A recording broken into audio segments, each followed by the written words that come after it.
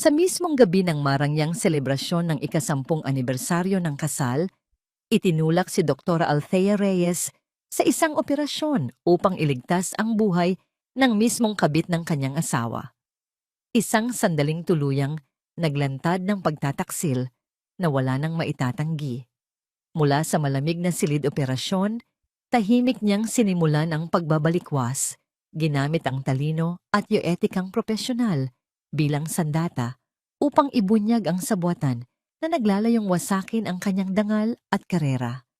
Ngunit kapag ang pag-ibig ay naging kasinungalingan at ang katotohanan ay masakit, may lakas pa kaya ang isang babae na iligtas ang sarili at muling isilang mula sa mga guho? Malamig ang hangin na humahaplos sa mga pisngi ni Dr. Althea Reyes, kahit pa nasa loob siya ng marangyang penthouse unit nila sa Bonifacio Global City. Mula sa bintanang salamin, na mula sahig hanggang kisame, tanaw niya ang kumikinang na mga ilaw ng syudad, mga bituing gawa ng tao na parang mga diamanteng isinaboy sa itim na tela ng gabi. 10 taon, isang dekada. Iyon ang ipinagdiriwang nila ngayong gabi. Ang kanilang ika-10 anibersaryo ng kasal. Ang lahat ay perpekto, tulad ng isang eksena sa pelikula. Nakahain sa mesa ang mamahaling steak at lobster, may isang bote ng champagne na nakababad sa yelo, at may mahinang tugtugin ng violin na nagmumula sa isang hidden speaker. Nakasuot siya ng isang eleganteng itim na bestida, at ang kanyang asawang, si Richard de Villa, ay napakakisig sa suot nitong designer suit. Ngunit sa kabila ng lahat ng karangyaan, may isang bagay na mali. May isang bagay na kulang. Ang katahimikan sa pagitan nila ay mas malakas pa kaysa sa musika. Ang mga ngiti ni Richard ay hindi umaabot sa kanyang mga mata, at ang bawat subo ng pagkain ay parang abo sa panlasa ni Althea. Happy anniversary, hon! Basag ni Richard sa katahimikan. Itinaas nito ang kanyang kopita ng champagne. Pilit nang ngumiti si Althea at itinaas din ang sa kanya. Happy anniversary! Ang tunog ng nag-umpugang mga kristal na kopita ay umalingaw-ngaw sa silid. Ngunit ang tunog ay hungkag, walang kagalakan. Pinagmasdan niya ang lalaking nasa harap niya, si Richard de Villa. Ang makisig at ambisyosong negosyante na minahal niya ng buong puso. Ang lalaking pinangarap niyang makasama habang buhay. Ngunit ang Richard na kaharap niya ngayon ay parang isang estranghero. Ang init at pagmamahal na dati niyang nakikita sa mga mata nito ay napalitan ng isang malamig at kalkuladong distansya. May problema ba, Richard? Hindi na natiis ni Althea na magtanong. Ang bigat sa kanyang dibdib ay tila isang malaking bato na unti-unting dumudurog sa kanya. Ibinalik ni Richard ang kanyang kopita sa mesa. Isang matinis na tunog ang nilikha nito. Hindi siya sumagot kaagad. Tinitigan lamang siya nito. At sa mga matang yun, nakita ni Althea ang isang bagay na kinatakutan niya sa loob ng maraming buwan. Kawalang pakialam. Althea, panimula nito sa isang boses na kasing lamig ng yelo. May kailangan akong sabihin sa'yo. Humigpit ang kapit ni Althea sa kanyang kopita. Narito na. Ang sandaling matagal na niyang pinangangambahan. May iba akong mahal. Ang 4 na salitang iyon ay tumagos sa kanyang puso na parang isang matulis na punyal. Ang hangin ay tila naubos sa kanyang mga baga.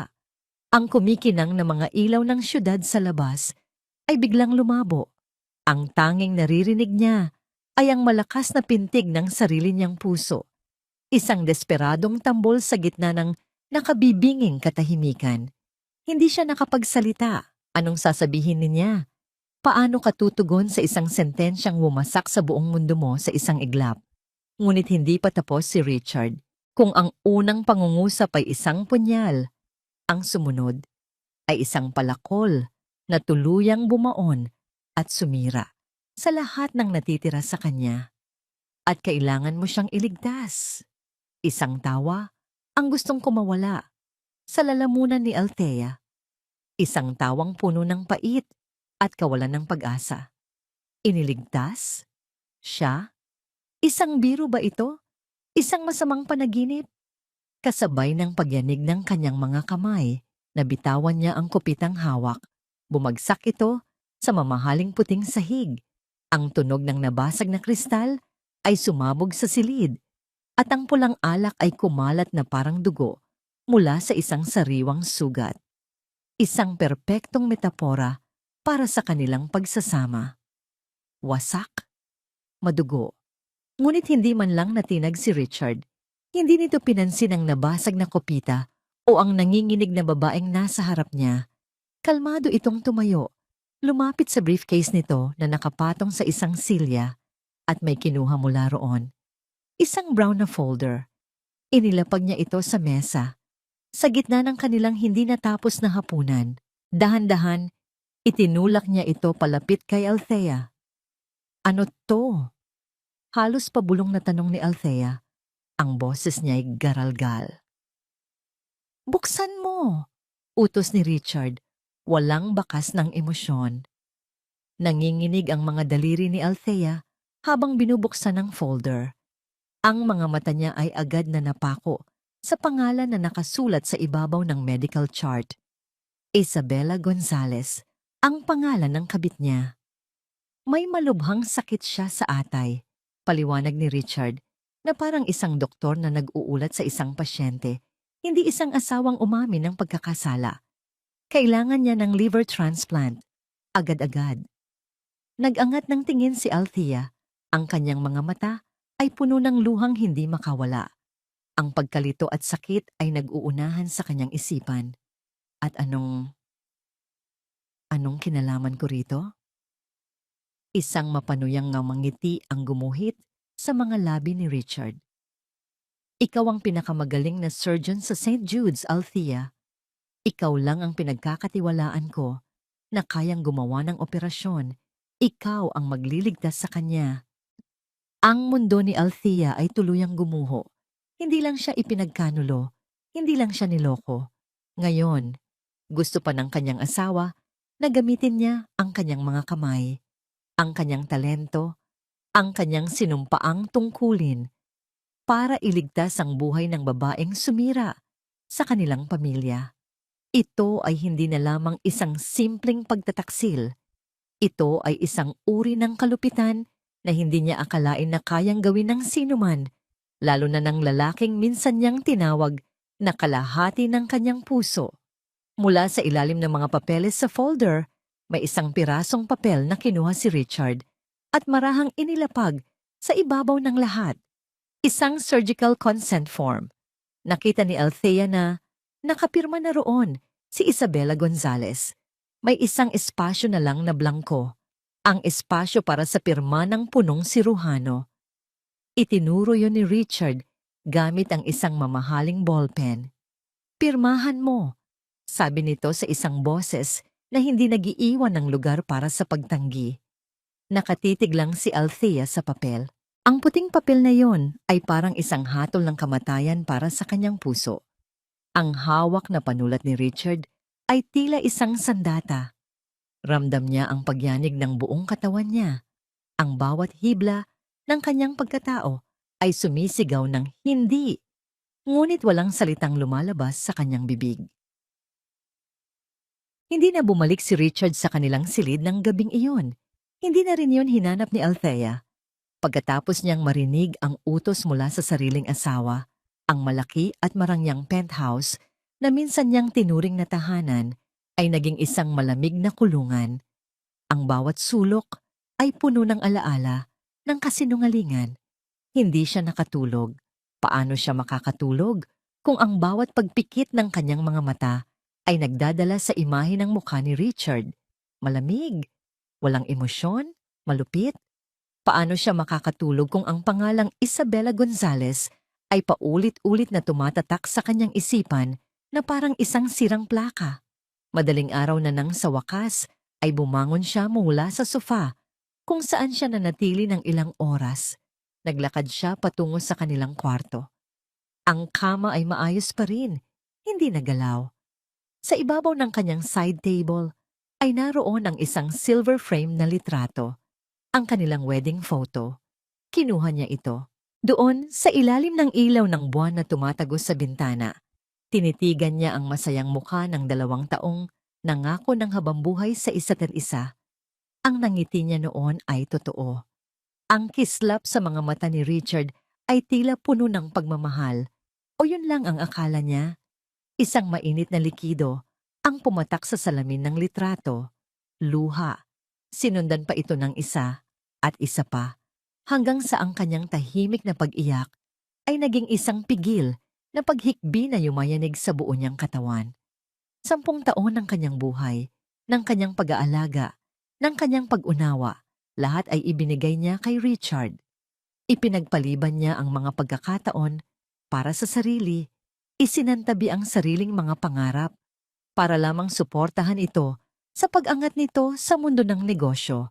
At ito ang kabayaran, isang basag na kopita at isang kahilingang mula sa demonyo. Ngunit habang tumutulo ang kanyang mga luha, isang kakaibang bagay ang nagsimulang mangyari sa loob niya.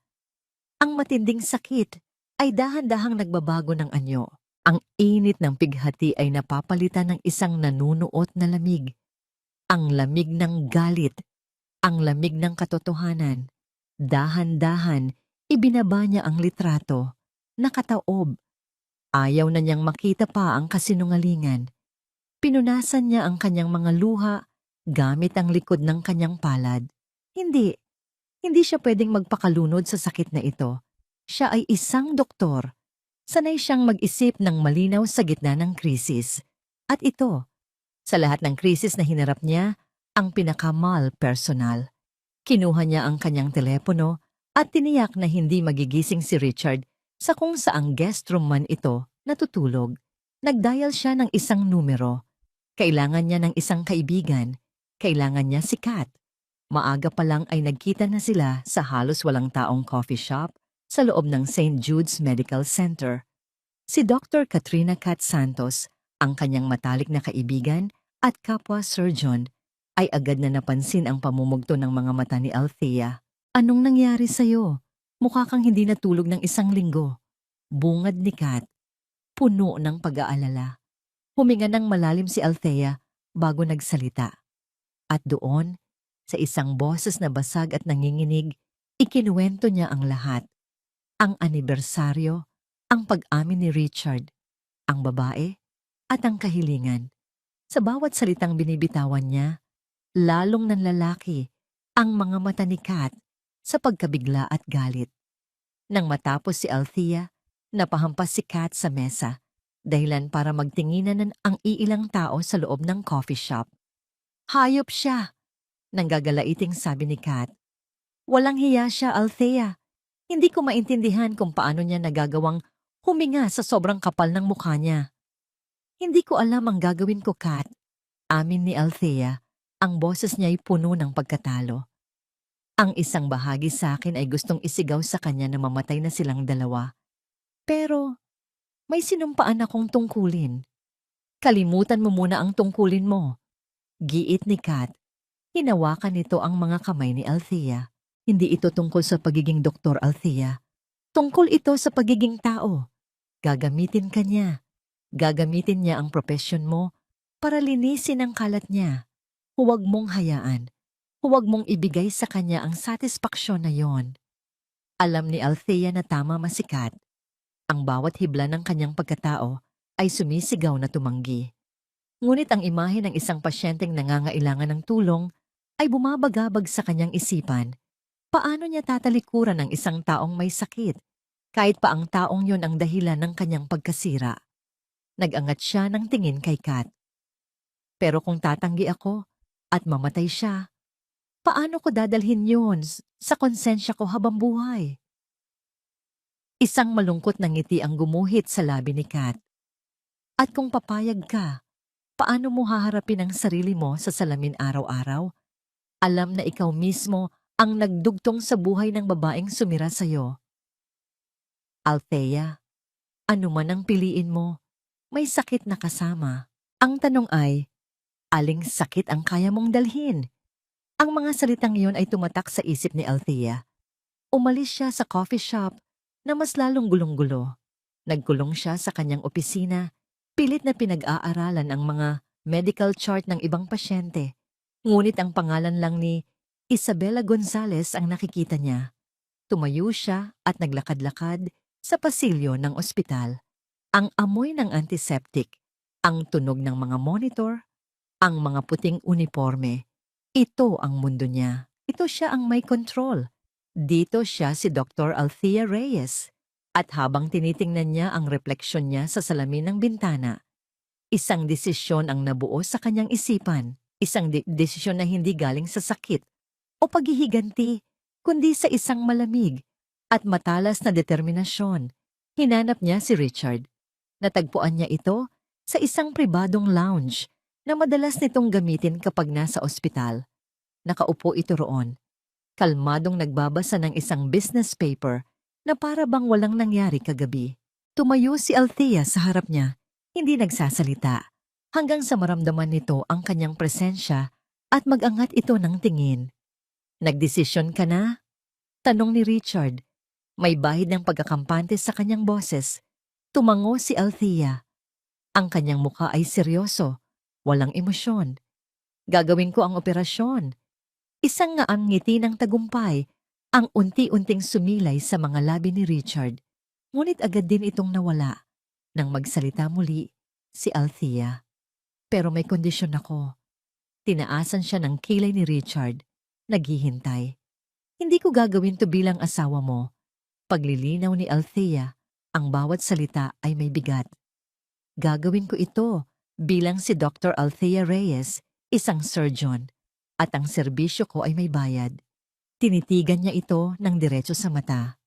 "Bago ko hawakan ang bisturi, bago ko simulan ng operasyon, gusto kong ilipat mo sa pangalan ko ang 50% ng lahat ng shares mo sa De Villa Holdings." Ang katahimikan ay bumalot sa silid. Ang pagkakampante sa mukha ni Richard ay napalitan ng pagkabigla. Halatang hindi niya ito inaasahan. Ngunit pagkatapos ng ilang sandali, isang nakakaintrigang ngiti ang gumuhit sa kanyang mga labi. Tinitigan niya si Althea na para bang ngayon lang niya ito tunay na nakita. "Deal," sabi nito, sa isang paraan na masyadong mabilis, masyadong madali.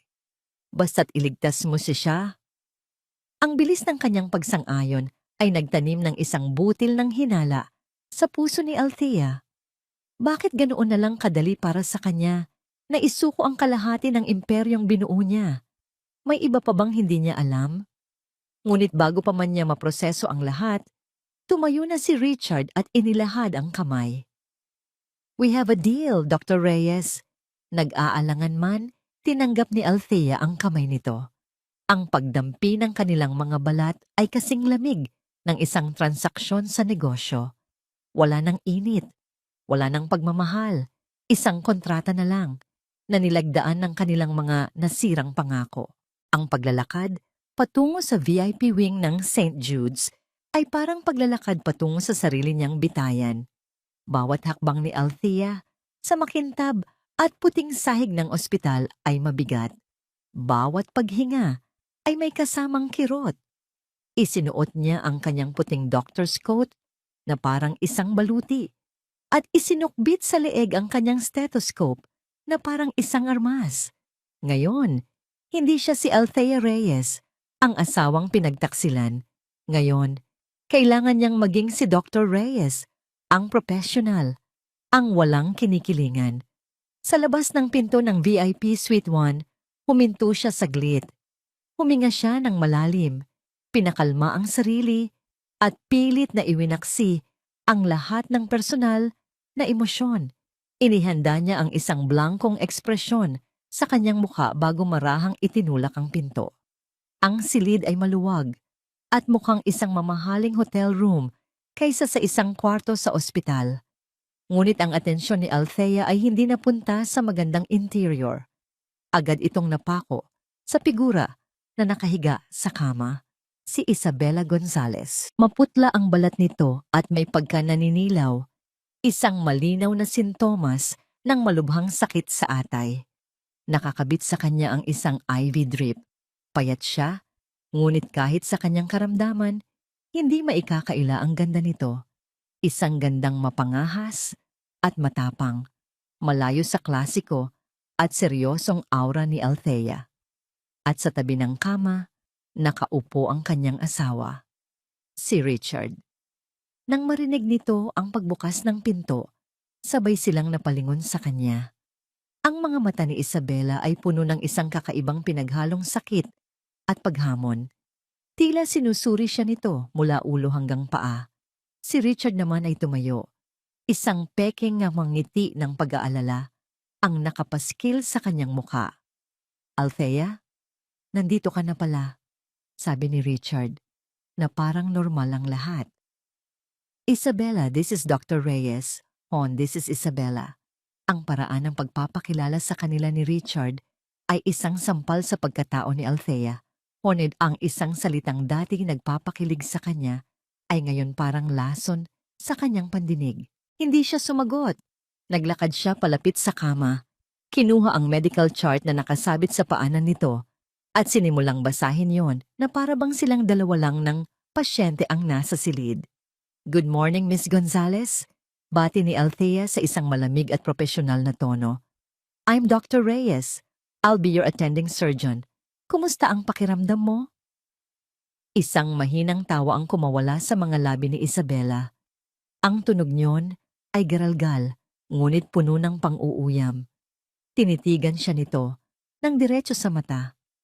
So ikaw pala ang asawa niya, sabi ni Isabela. Hindi pinapansin ang tanong ni Althea. Ang martir.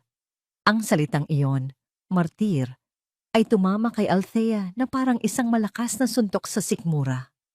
Naramdaman niya ang pag-init ng kanyang mga pisngi at ang pagkuyom ng kanyang mga palad sa loob ng bulsa ng kanyang coat.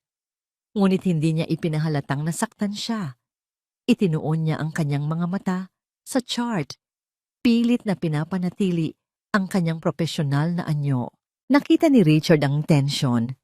Agad itong lumapit kay Isabela at hinawakan ang kamay nito. Isabela, magpahinga ka na. Huwag mo nang pilitin ang sarili mo. Pagkatapos ay bumaling ito kay Althea. Kailangan kanya, Althea, gawin mo ang lahat. Ang eksena sa harap niya ay napakasaklap.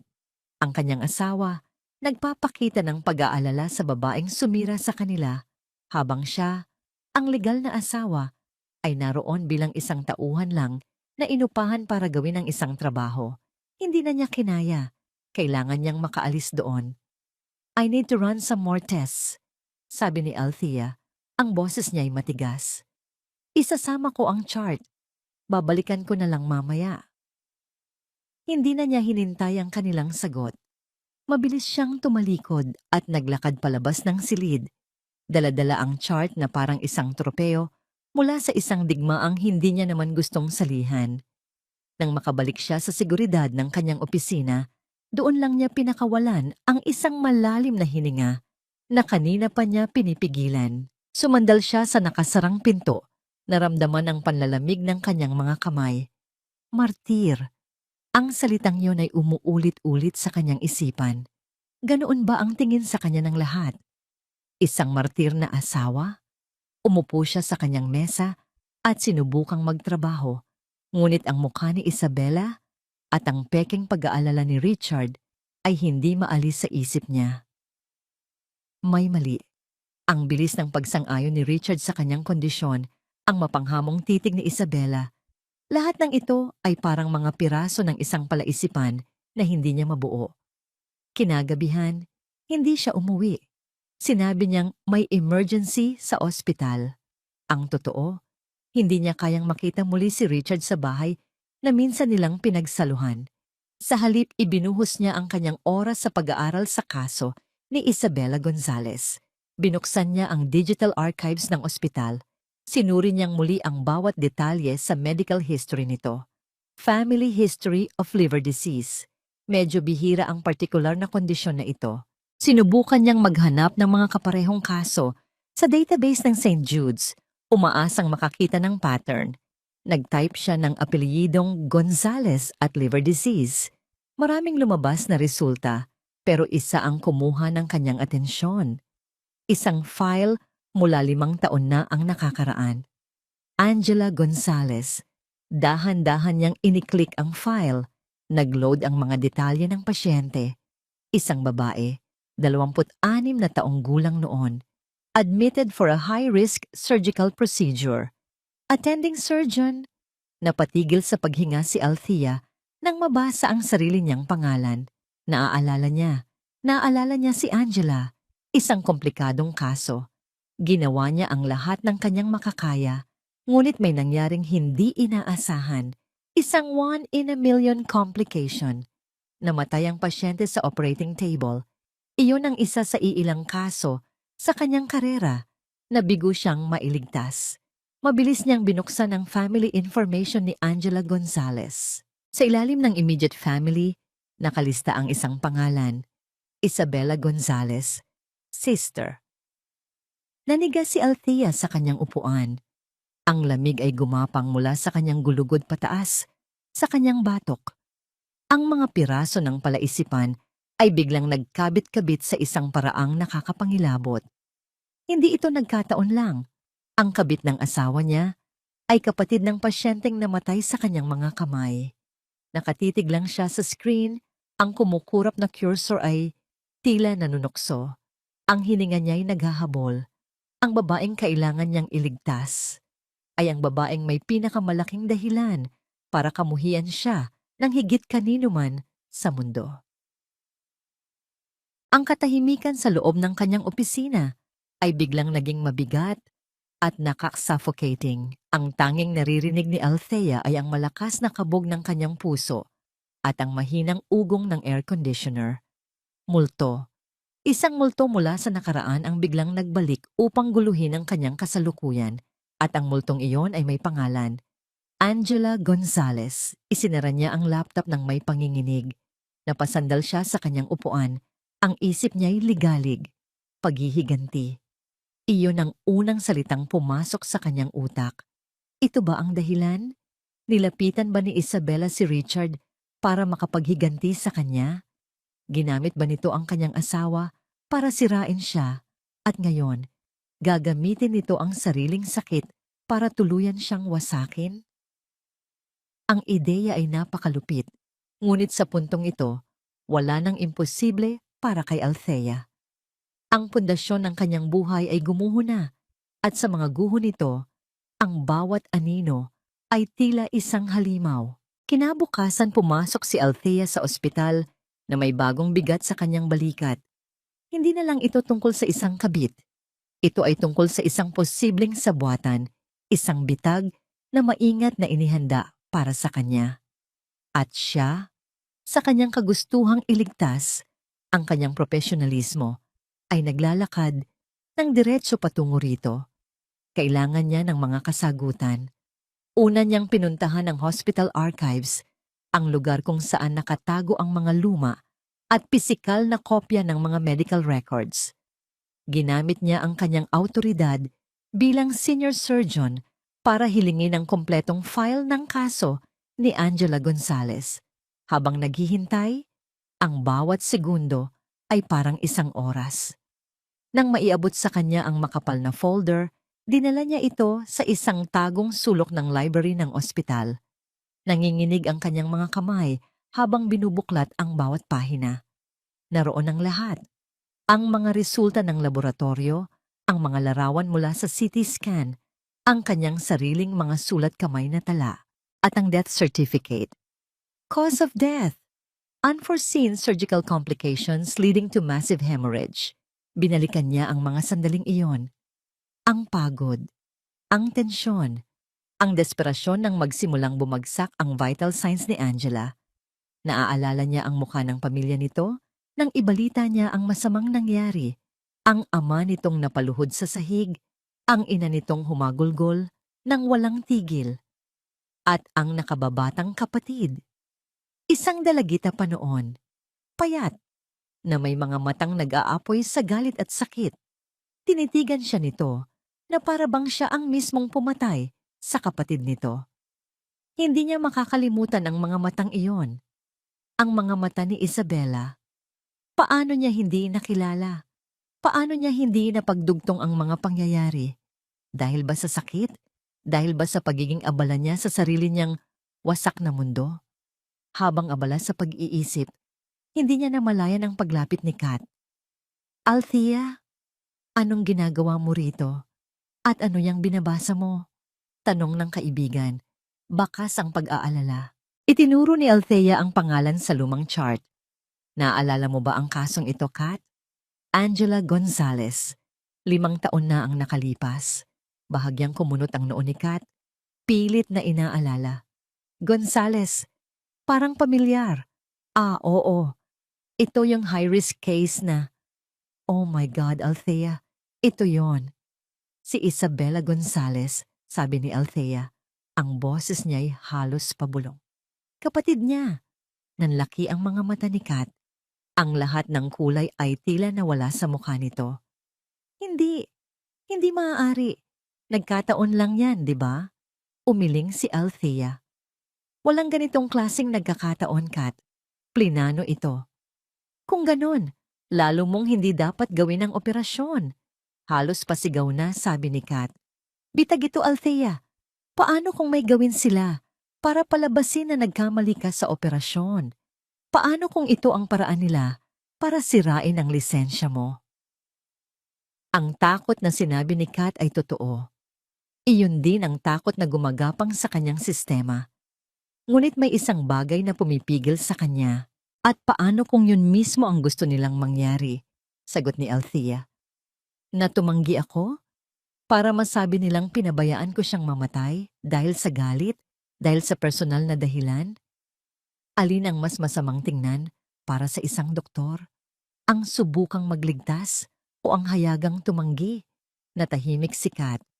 Pareho nilang alam ang sagot. Sa propesyon nila, ang pagtanggi na tumulong ay isang mortal na kasalanan. Kinailangan ni Althea na harapin muli si Isabella, dala-dala ang bagong kaalamang ito. Pumasok siya sa silid nito na abutan itong nag-iisa. Miss Gonzalez, panimula niya, sinubukang gawing kalmado ang kanyang boses. May ilang bagay lang akong gustong linawin tungkol sa family history mo para masigurong kumpleto ang records natin para sa operasyon. Tinitigan siya ni Isabella, ang mga mata nito'y mapanuri. Anong tungkol doon? May kapatid ka bang babae? Diretsyong tanong ni Althea. Isang bahagyang pagbabago ang nakita ni Althea sa ekspresyon ni Isabella. Isang kislap ng isang bagay. Pagkagitla? Galit? Ngunit agad din itong napalitan ng isang malungkot na ngiti. Wala na, sagot nito, umiiwas ng tingin. Namatay na siya. Hindi nagpatinag si Althea. Maari ko bang malaman kung ano ang ikinamatay niya? Sa pagkakataong ito, muling tumingin si Isabella sa kanya at sa mga mata nito, nakita ni Althea ang apoy na nakita niya 5 taon na ang nakalipas. Namatay siya sa isang ospital, sa operating table. Sabi nila, complications daw. Pero para sa akin, kapabayaan yun ng doktor. Ang bawat salita ay parang isang karayom na tumutusok sa balat ni Althea. Hindi siya nagkakamali. Ito ay paghihiganti. Umalis si Althea sa silid na yon na may bigat sa dibdib. Gabi na naman at napilitan siyang umuwi sa penthouse para kumuha ng ilang gamit. Tahimik ang buong unit. Marahil ay nasa ospital si Richard, binabantayan ng kanyang mahal.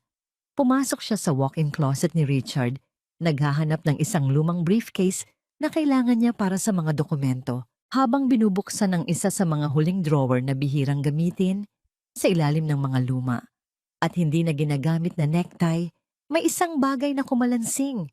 Isang lumang photo album. Dahil sa kuryosidad, binuksan niya ito. Naglalaman ito ng mga litrato ni Richard noong bago pa lang sila. Mga company events, mga business trips. Ngunit sa isang pahina, isang litrato ang pumukaw sa kanyang pansin. Isang litratong hindi pamilyar. Ito ay kuha sa isang sementeryo, sa isang libing. Nakasuot ng itim na suit si Richard at sa tabi niya, umiiyak at nakahawak sa braso niya para sa suporta, ay isang mas batang bersyon ni Isabella Gonzalez. Sa likuran nila ay malinaw na nakikita ang isang lapida kung saan nakaukit ang pangalan, Angela. Nabitawan ni Althea ang album. Ang hangin ay muling naubos sa kanyang mga baga. Si Richard, alam niya. Alam niya mula pa sa simula. Hindi lang niya alam na magkapatid sina Isabella at Angela. Nandoon siya sa libing. Hindi ito plano ni Isabella lamang. Magkasabwat sila o mas malala pa. Si Richard ang may plano ng lahat. Dumating ang araw ng operasyon. Para kay Althea, ang pagsikat ng araw sa umagang yon ay hindi nagdala ng pag-asa, kundi ng isang malamig at mabigat na anunsyo ng isang paghuhukom. Ang bawat minuto na lumilipas ay parang isang butil ng buhangin sa isang hourglass na sumusukat sa natitirang tibay ng kanyang puso. Sa loob ng scrub room, ang ritual na pamilyar sa kanya ay naging isang pilit na kilos. Ang bawat kuskos ng sabon at tubig sa kanyang mga kamay at braso hanggang sa siko ay hindi lang paglilinis para sa isang sterile na kapaligiran. Pakiramdam niya ay sinusubukan niyang hugasan ang dumi ng pagtataksil, ang laso ng kasinungalingan. Ngunit gaano man kadiin ang kanyang pagkuskos, ang dumi ay nasa loob, sa kanyang puso, sa kanyang isipan. Tumingin siya sa kanyang refleksyon sa salamin.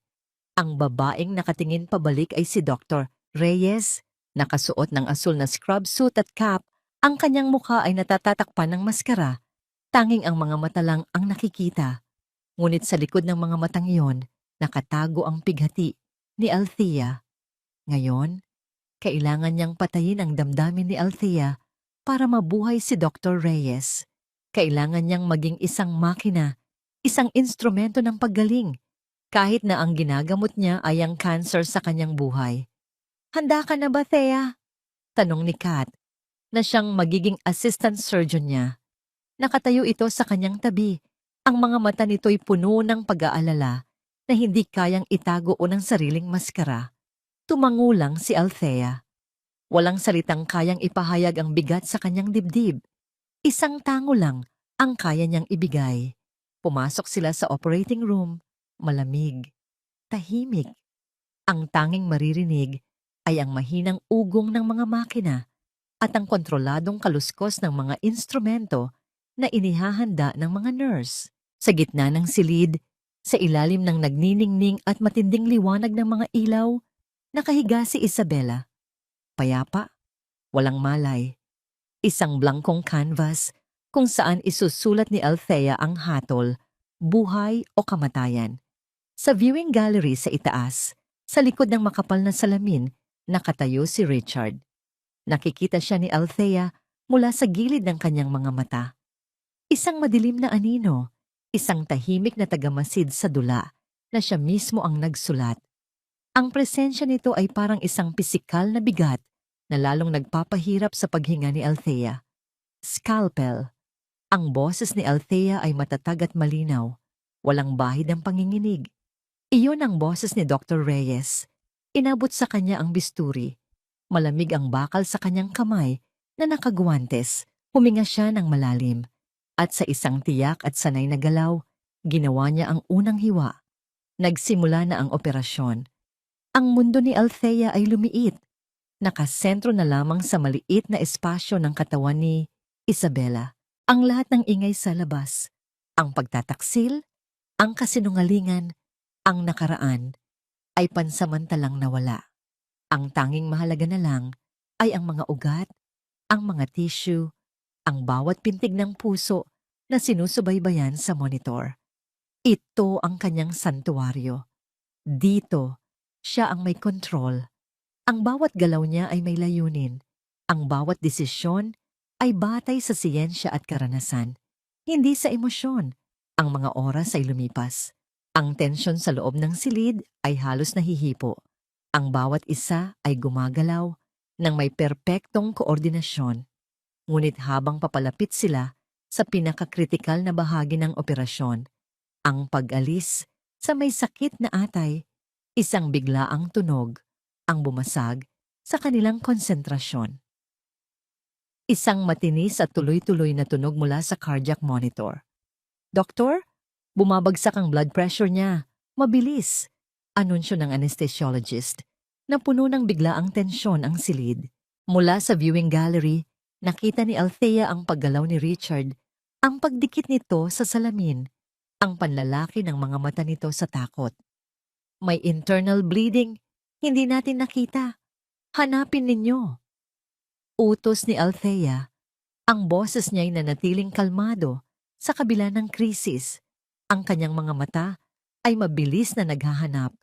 Ang kanyang mga kamay ay hindi tumitigil sa paggalaw. Dito nasusubok ang isang siruhano sa kakayahang manatiling kalmado sa gitna ng unos. Suction! More gauze! Prepare 2 units of blood, now! Ang mga utos ay mabilis at sunod-sunod. Ang puso ni Althea ay dumadagundong sa kanyang dibdib, ngunit ang kanyang mga kamay ay hindi kailanman nanginig. Sa isang sandali, habang dinidiinan niya ang pinagmumula ng pagdurugo, ang mga mata niya ay napatingin sa monitor, kung saan ang linya ng buhay ni Isabela ay unti-unting nagiging patag. Sa sandaling iyon, isang madilim na kaisipan ang dumaan sa kanyang isip. Isang maliit na pagkakamali lang, isang segundo ng pag-aatubili, at matatapos na ang lahat ng ito. Ngunit kasing bilis ng pagdating nito, iwinaksi niya ang demonyong bumubulong sa kanyang tainga. Tumingin siya sa walang malay na mukha ni Isabela. Hindi ito ang kalaban niya. Isa lang din itong biktima, ginamit sa isang mas malaking laro. At siya, si Dr. Althea Reyes, ay isang manggagamot, hindi isang berdugo. Nakita ko na, anunsyo niya. Clamps. Sa ilang mabilis at ekspertong galaw, natigil ni Althea ang pagdurugo. Dahan-dahan, ang nakakabahalang tunog ng monitor ay napalitan ng isang regular at ritmikong pintig. Ang presyo ng dugo ay nagsimulang tumaas pabalik sa normal. Ang buong team ay nakahinga ng maluwag. Tinapos nila ang operasyon ng walang anumang karagdagang problema. Ang bagong atay ay matagumpay na naikabit. Habang tinatahi niya ang huling mga tahi, alam ni Althea na nagtagumpay siya.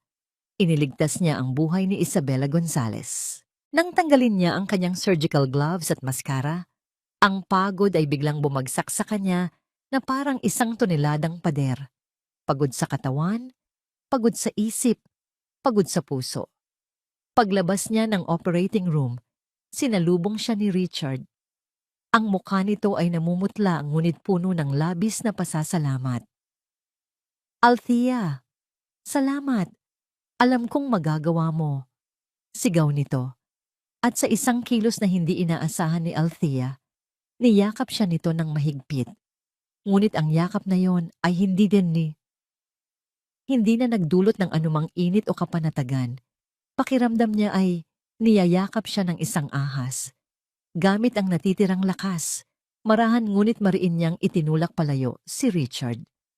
Tinitigan niya ito nang diretso sa mga mata, ang sarili niyang mga mata ay malamig na parang yelo. Tapos na ang obligasyon ko bilang doktor, sabi niya. Ang kanyang boses ay walang kabuhay-buhay. Ngayon, mag-usap tayo bilang mag-asawa.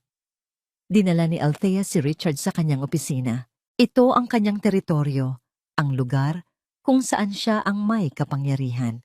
Isinara niya ang pinto at ang tunog ng pag-click ng lock ay tila isang hudyat na walang sinuman ang makakaalis hanggat hindi nalilinaw ang lahat. Anong ibig mong sabihin? Tanong ni Richard. Ang pagkalito ay bakas sa kanyang mukha. Tila ang pagliligtas ni Althea kay Isabela ay nagbigay dito ng maling pag-asa na maaari pa silang magkaayos. Hindi sumagot si Althea. Sa halip, lumapit siya sa kanyang mesa. Binuksan ang isang drawer at inilabas mula roon ang lumang photo album na natagpuan niya. Dahan-dahan, inilapag niya ito sa mesa sa pagitan nilang dalawa at binuksan sa pahina kung saan naroon ang litrato mula sa libing ni Angela. Ipaliwanag mo to, sabi ni Althea. Ang kanyang boses ay kalmado, ngunit may bigat na parang bakal. Ang mukha ni Richard ay biglang namutla. Ang pagkakampante sa kanyang mga mata ay napalitan ng bahagyang pagkataranta. Tinitigan niya ang litrato. Pagkatapos ay tumingin kay Althea. na para bang naghahanap ng tamang mga salita. Althea, I can explain. Panimula niya. Gawin mo. Maikling sagot ni Althea. Hindi inaalis ang kanyang matalim na tingin. Huminga ng malalim si Richard at sinimulan ng kanyang pagsisinungaling. Ang kwento niya ay puno ng mga pekeng emosyon. Sinabi niyang kaibigan ng kanyang pamilya, ang mga Gonzales, na nandoon siya sa libing bilang pakikiramay, na pagkatapos noon ay nawalan na sila ng komunikasyon at nagulat na lang siya nang muli niyang makita si Isabela makalipas ang maraming taon na may sakit na at nangangailangan ng tulong. Naawa lang ako sa kanya, Althea, sabi ni Richard. Ang boses niya ay puno ng pagsusumamo. Naisip ko ang pinagdaanan niyang hirap. Oo, nagkamali ako na naging malapit kami. Patawarin mo ako. Pero aksidente lang ang lahat. Isang malungkot na pagkakataon. Habang nagsasalita si Richard, pinanood lang siya ni Althea.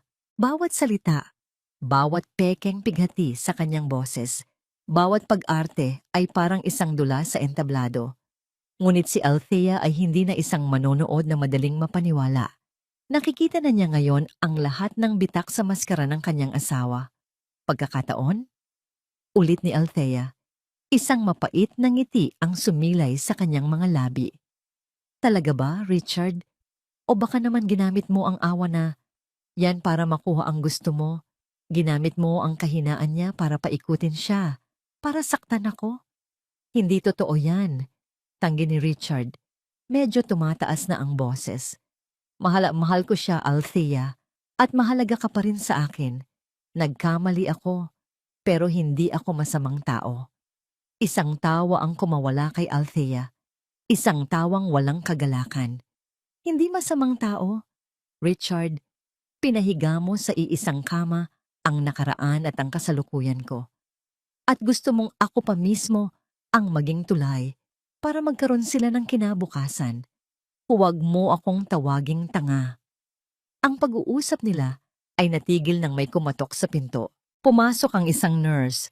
Dr. Reyes, gising na po ang pasyente sa VIP Suite 1. Medyo hinahanap na po kayo. Nagkatinginan sina Althea at Richard. Alam ni Althea na kailangan niyang puntahan si Isabela. Ito ay bahagi pa rin ng kanyang tungkulin. Hindi pa tayo tapos mag-usap, sabi ni Althea kay Richard bago siya lumabas ng silid. Pagdating niya sa kwarto ni Isabela, naroon na ang mga magulang nito. Ngunit ang atensyon ng lahat ay na kay Isabela na ngayon ay gising na at nakaupo ng bahagya sa kama. Nang makita siya ni Isabela, isang kakaibang emosyon ang dumaan sa mukha nito. Pagkatapos, nagsimula itong umiyak. Hindi ito ang mapanghamong babae na nakita niya noon. Ngayon, siya ay mukhang mahina at puno ng pasasalamat. Doktora, sabi ni Isabela, sa pagitan ng mga hikbi, inaabot ang kamay nito. Salamat po. Utang ko sa inyo ang buhay ko. Si Althea ay nanatiling nakatayo, hindi gumagalaw. Ang mga luhang iyon, pekeng luha. Bahagi ba ito ng kanilang plano? Ang magkunwaring walang alam at magpasalamat sa kanya para lalo siyang magmukhang kontrabida kapag nagsimula na siyang maningil. Dumating si Richard at agad na lumapit kay Isabela. Hinahagod ang buhok nito para patahanin. Ang eksena ay perpekto. Ang nag-aalalang kasintahan at ang nagpapasalamat na pasyente. At si Althea, ang asawa, ay nakatayo sa gilid, isang estranghero sa sarili niyang kwento. Pakiramdam ni Althea ay nasusukol siya. Ang buong mundo ay tila isang malaking entablado. At siya lang ang hindi nabigyan ng kopya ng script. Alam niyang may tinatago pa sila. Ngunit wala siyang patunay. Ang tanging mayroon siya ay isang lumang litrato at isang pakiramdam na niloloko siya ng harap-harapan. Kinahapunan, habang nasa kanyang opisina, dumaan si Kat. "Kamusta ka?" tanong nito. Narinig kong naging matagumpay ang operasyon at narinig ko rin ang pag-iyak ng pasasalamat ni Isabela. Ang galing niyang umarte, no? Tumangulang si Althea, pagod na pagod. Hinarap ko si Richard tungkol sa litrato. Nagdahilan siya. Sabi niya, nagkataon lang lahat. At naniwala ka? Hindi. Mabilis na sagot ni Althea. Pero wala akong pruweba, Kat.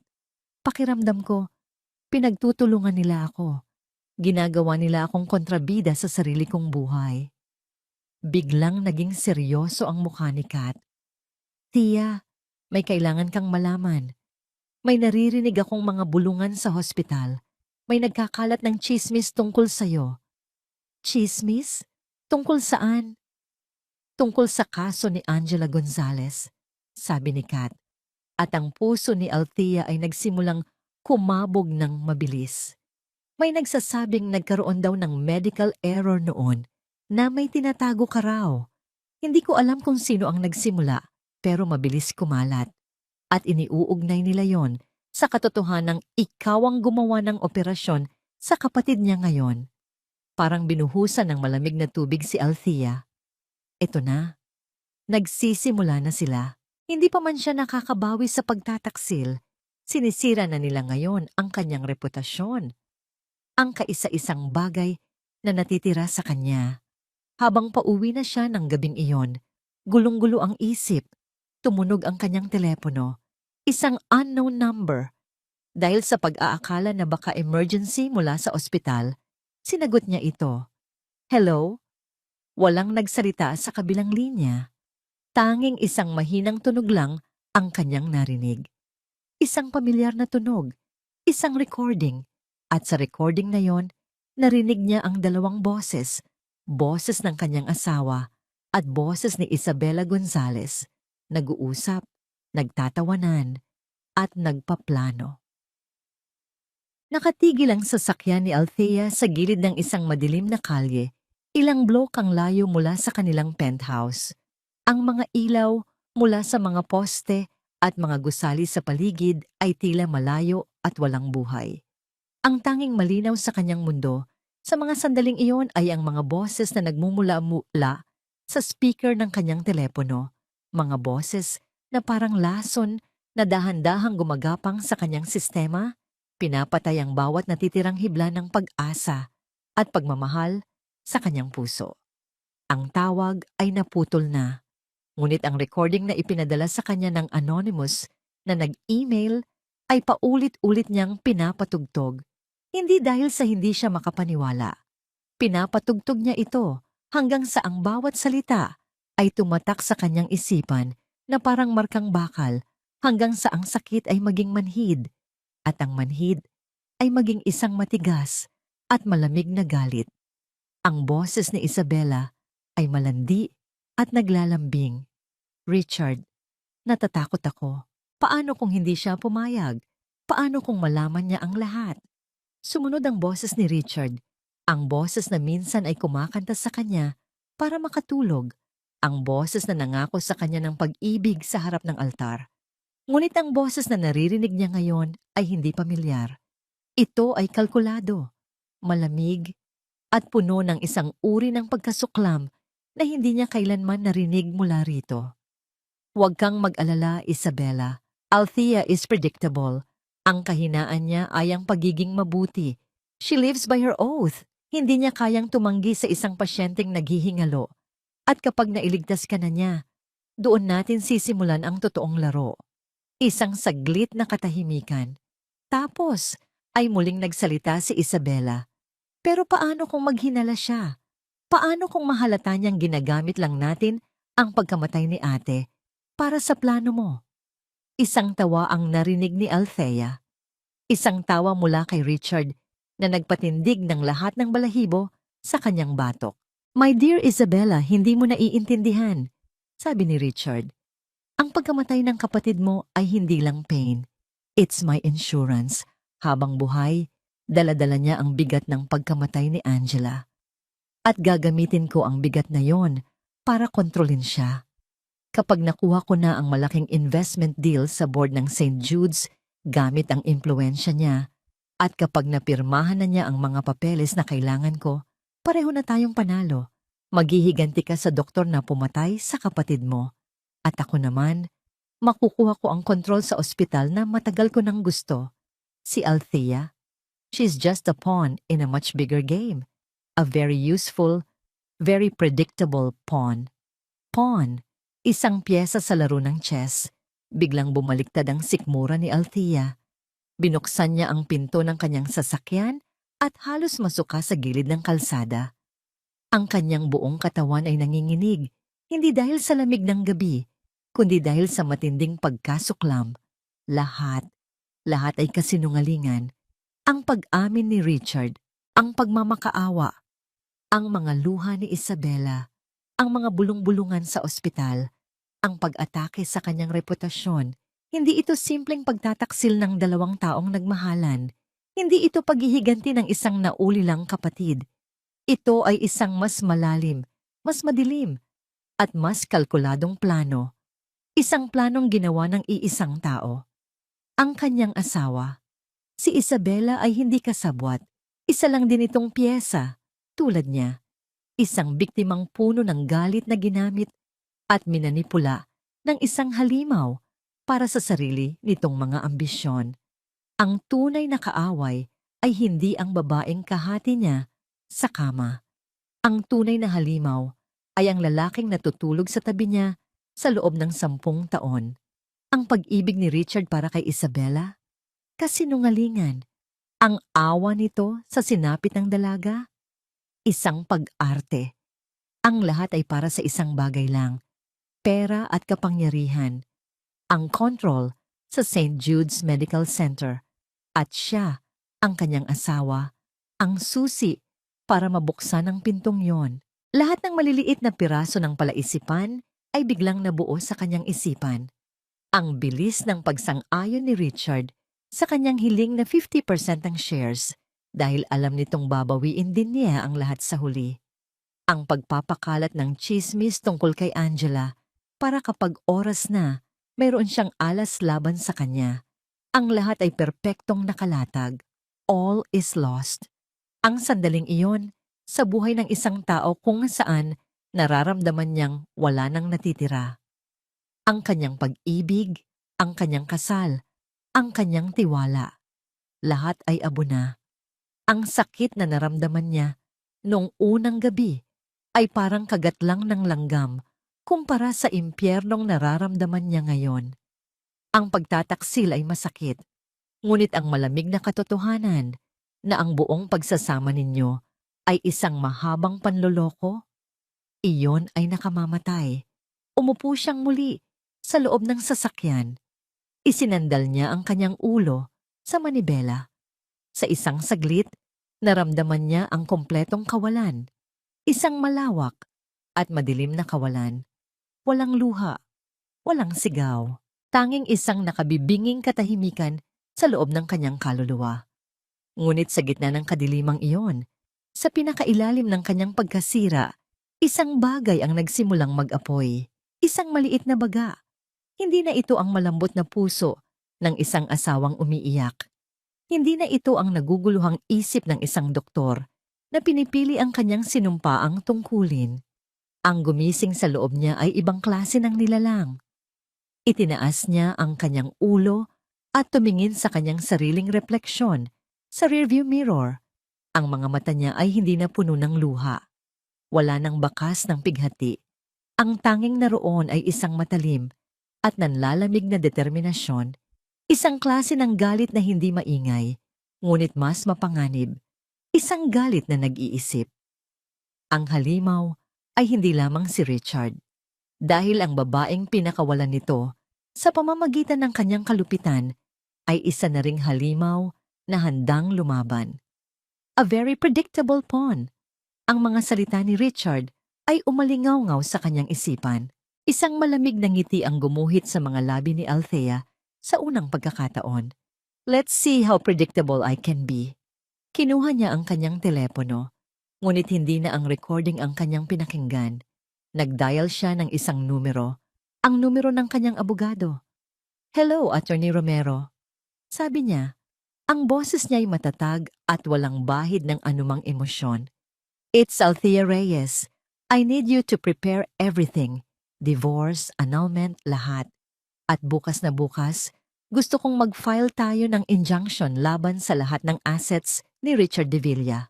May saglit na katahimikan sa kabilang linya. Ihanda mo ang lahat. Pag-uulit ni Althea, "This is war." Wala nang luhang pumatak mula sa mga mata ni Althea. Ang pighati, na minsan ay bumabalot sa kanya, ay napalitan na ng isang bagay na mas matibay at mas mapanganib. Isang malinaw na layunin. Hindi na siya ang biktimang nagdurusa sa isang sulok.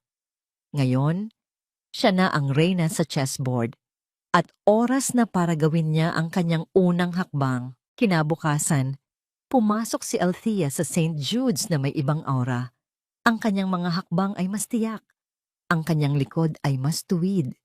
Ang kanyang mga mata, bagamat may bakas pa rin ng pagod, ay naglalaman na ng isang matalas na katalinuhan na hindi napansin ng mga taong nakapaligid sa kanya dati. Una niyang pinuntahan ang opisina ng kanyang abogado. Si Attorney David Romero, isang matandang lalaki na matagal nang pinagkakatiwalaan ng pamilya ni Althea, ay sinalubong siya ng may pag-aalala. Ngunit nang marinig nito ang buong kwento at ang determinasyon sa boses ni Althea, ang pag-aalala nito ay napalitan ng propesyonal na pagtuon. "Ito ay hindi lang simpleng divorce case, Althea," sabi ni Attorney Romero matapos pakinggan ang recording. "This is conspiracy and economic abuse. Malaki ang laban natin, pero kailangan nating maging maingat. Si Richard ay tuso." "Alam ko po," sagot ni Althea. "Kaya hindi natin siya lalabanan sa paraang inaasahan niya. Hindi ako mag-iiskandalo. Hindi ako sisigaw.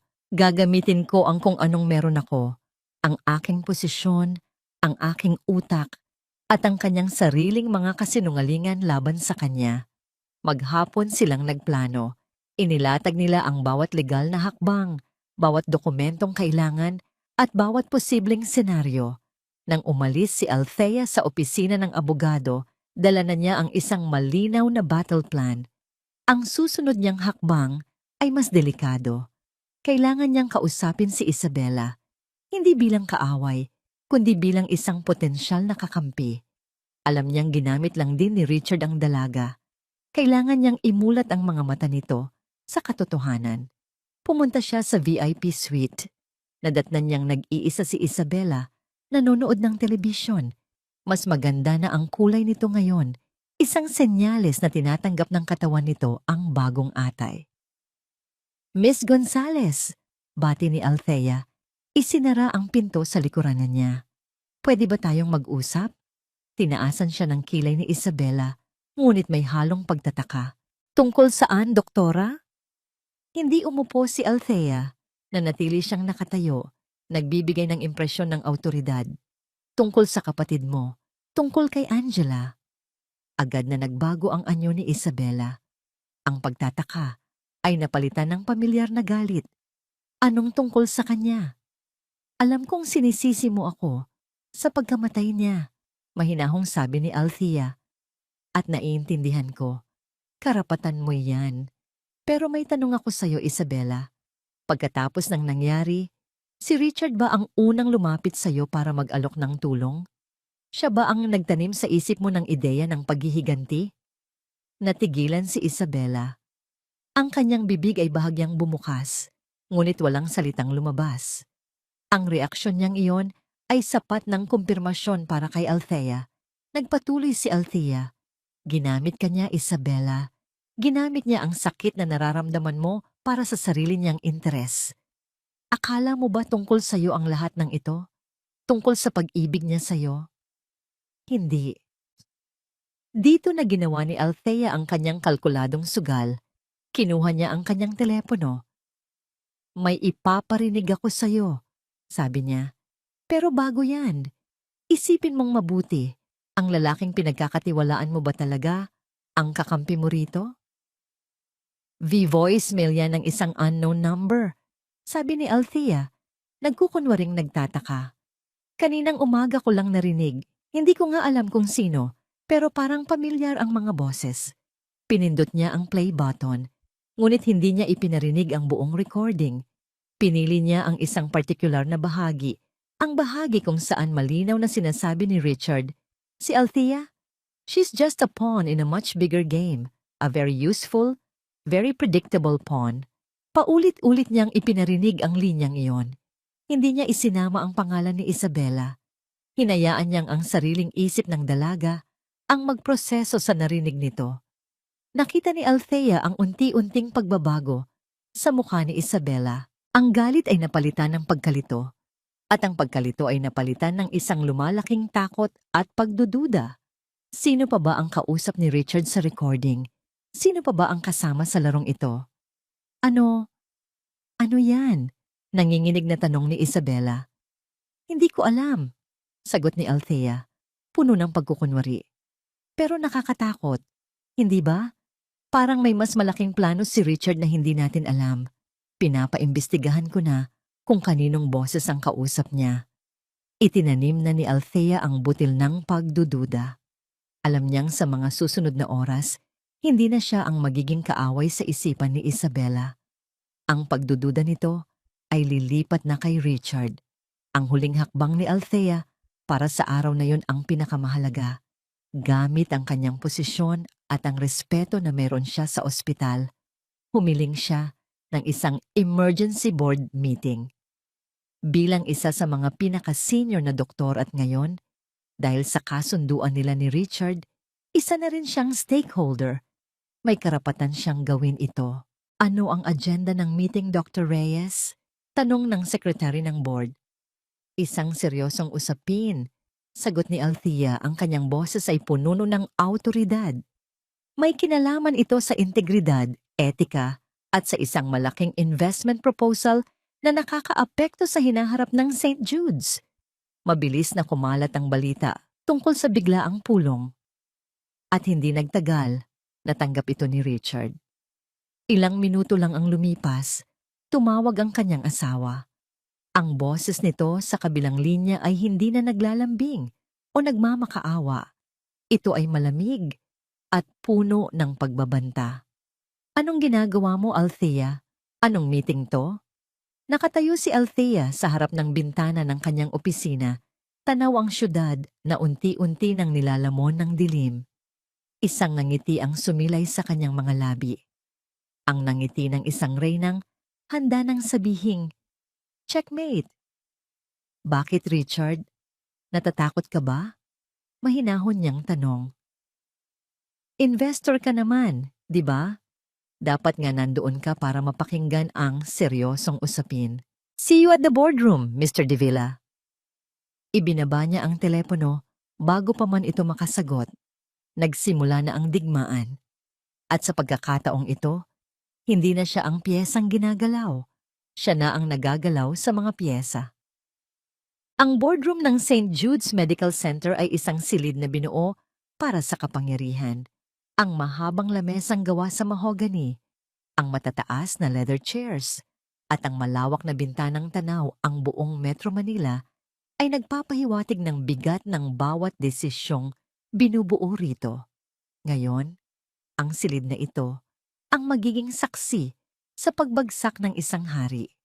Naunang dumating si Althea, kalmado siyang umupo sa isa sa mga silya, ang kanyang postura ay perpekto. Ang kanyang mga kamay ay nakapatong sa mesa. Inilapag niya sa kanyang tabi ang isang itim na leather briefcase. Nasa tabi niya si Kat, na naroon hindi bilang kaibigan, kundi bilang head of surgical department, isang miyembro ng board.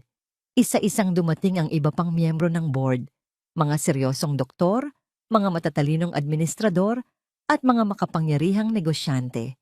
Lahat sila ay may pagtataka sa kanilang mga muka, nagtatanong kung ano ang biglaang pulong na ito. Huling pumasok si Richard De Villa. Nakasuot siya ng isang mamahaling suit. Ang kanyang buhok ay maayos na nakasgel, at sa kanyang muka ay nakapaskil ang isang ngiti ng kumpiyansa. Ngunit nang magtama ang kanilang mga mata ni Althea, nakita niya ang isang pahiwatig ng babala sa malamig na titig nito. Umupo siya sa kabilang dulo ng mesa, diretsong katapat ni Althea, na parabang sila ang dalawang haring maglalaban sa isang chessboard. Good afternoon everyone. Panimula ng chairman ng board, si Dr. Morales. Dr. Reyes requested this emergency meeting regarding a matter of utmost urgency concerning the hospital's integrity. Dr. Reyes, the floor is yours. Tumayo si Althea. Ang lahat ng mata ay nakatuon sa kanya. Thank you, Dr. Morales, and to everyone for coming on such short notice. Panimula niya, ang kanyang boses ay malinaw at matatag. Ipinatawag ko po ang pulong na ito dahil sa isang malaking investment proposal na inilatag sa board. Ang proposal mula sa De Villa Holdings sa pangunguna ni Mr. Richard De Villa. Isang bahagyang pagangisi ang gumuhit sa labi ni Richard. Tila iniisip nitong pupurihin pa siya ni Althea. Ang proposal na ito, pagpapatuloy ni Althea, ay nangangako ng malaking pondo para sa expansion ng ating ospital. Isang napakagandang alok sa unang tingin. Ngunit ang tanong ay, ano ang kapalit? Ano ang tunay na motibo sa likod ng perang ito? Kumunot ang noo ng mga miyembro ng board. Tumingin sila kay Richard na ngayon ay nawala na ang nangiti. Bago ko sagutin yan, sabi ni Althea, nais ko munang iparinig sa inyo ang isang bagay. Binuksan niya ang kanyang briefcase at inilabas ang isang maliit na digital voice recorder. Ikinonekta niya ito sa sound system ng boardroom. Isang nakabibinging katahimikan ang bumalot sa silid. Ang ipaparinig ko sa inyo, sabi ni Althea, tinitingnan ng diretso si Richard, ay isang pag-uusap. Isang pag-uusap na hindi sinasadyang na record at ipinadala sa akin ng isang concerned party. Pinindot niya ang play. Ang boses ni Richard, mayabang, kalkulado, at malupit, ay pumuno sa buong silid. Si Althea, she's just a pawn in a much bigger game. A very useful, very predictable pawn. Ang reaksyon sa paligid ng mesa ay agaran, pagkabigla, pagkalito. Ang mga miyembro ng board ay napatingin kay Richard na ngayon ay kasing putla ng papel. This is absurd! Sigaw ni Richard tumatayo. That's fake! That recording is doctored! Hindi siya pinansin ni Althea. Ipinagpatuloy niya ang pagplay ng recording sa pagkakataong ito, ang bahagi na nagbubunyag sa kanyang buong plano. Kapag nakuha ko na ang malaking investment deal sa board ng St. Jude's gamit ang impluensya niya, makukuha ko ang kontrol sa ospital na matagal ko nang gusto. Isang malakas na bulungan ang pumuno sa silid. Si Dr. Morales ay napahampas sa mesa. Mr. De Villa, what is the meaning of this? It's a lie. Pinagtutulungan nila ako. Depensa ni Richard. Ang kanyang mga mata ay nag-aapoy sa galit habang nakatingin kay Althea. Isang kasinungalingan ba, Mr. De Villa? Tanong ni Althea, nananatiling kalmado. O baka naman ang buong relasyon mo kay Miss Isabela Gonzales ay isang kasinungalingan din? Dito na inilatag ni Althea ang kanyang huling baraha. Mga ginoo at ginang ng board. Si Miss Gonzales, ang pasyenteng kaliligtas lang natin, ay kapatid ng isang dati kong pasyente na si Angela Gonzales na pumanaw 5 taon na ang nakalipas. Ginamit ni Mr. De Villa ang trahedyang ito. Minanipula niya si Miss Gonzales. Ipinangako ang paghihiganti para lang magamit siya sa kanyang plano na pasukin at kontrolin ang ospital na ito mula sa loob. Wala kang pruweba, sigaw ni Richard. Talaga ba? Hamon ni Althea. At sa isang hudyat niya, bumukas ang pinto ng boardroom. Pumasok si Attorney Romero at sa likod niya, nakaupo sa isang wheelchair, itinutulak ng isang nurse. Si Isabela Gonzales. Ang mukha ni Richard ay nagpakita ng purong takot. Si Isabela na may luha sa kanyang mga mata ay may hawak na isang sobre. Bago pa man ang operasyon ko, nagsimula siyang magsalita. Ang boses niya ay nanginginig ngunit malinaw. Pinapirma ako ni Richard sa isang kasunduan. Nakasaad dito na pagkatapos ng lahat, isasampa ko ang isang multi-million peso lawsuit laban kay Dr. Reyes at sa St. Jude's para sa medical negligence sa kaso ng kapatid ko. Ang pera raw ay para sa akin. Pero ang tunay na layunin ay para bumagsak ang tiwala ng board kay Dr. Reyes at sa kasalukuyang administrasyon. Ibinigay ni Isabela ang sobre kay Dr. Morales. Ito ang kopya ng kasunduan, pirmado ni Richard. Iyon na ang huling pako sa kabaong ni Richard de Villa. Ang kanyang plano, ang kanyang mga kasinungalingan, ang kanyang buong pagkatao, lahat ay nakalantad sa ilalim ng matinding liwanag ng katotohanan. Security! Sigaw ni Dr. Morales habang hinihila ng mga security guard si Richard palabas ng silid. Ang kanyang mga mata ay nakapako pa rin kay Althea. Hindi ito mga mata ng pagsisisi, kundi mga mata ng purong pagkamuhi. Nang mawala na si Richard at tumahimik na ang lahat, bumalik si Althea sa kanyang upuan. Ang lakas na nagpatayo sa kanya kanina ay tila biglang nawala. Naramdaman niya ang kamay ni Kat sa kanyang balikat, isang tahimik na pagsuporta. Sa gitna ng kaguluhan, isang huling bagay pa ang ginawa ni Althea. Kinuha niya ang isang dokumentong inihanda ni Attorney Romero mula sa kanyang briefcase. Dahan-dahan siyang lumakad patungo sa lugar kung saan nakaupo si Richard kanina. Doon, sa ibabaw ng makintab na mesa, sa harap ng lahat ng miyembro ng board, inilapag niya ang isang pirasong papel.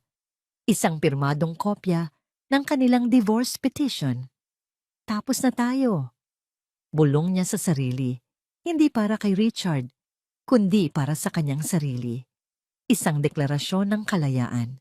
Tumalikod siya at naglakad palabas ng boardroom, iniwan sa likuran niya ang mga guho ng isang buhay na binuo sa kasinungalingan. Hindi siya lumingon. Ang mga sumunod na linggo ay lumipas na parang isang malabong panaginip. Ang eskandalo sa St. Jude's ay naging laman ng mga balita sa mundo ng negosyo. Bumagsak ang shares ng De Villa Holdings.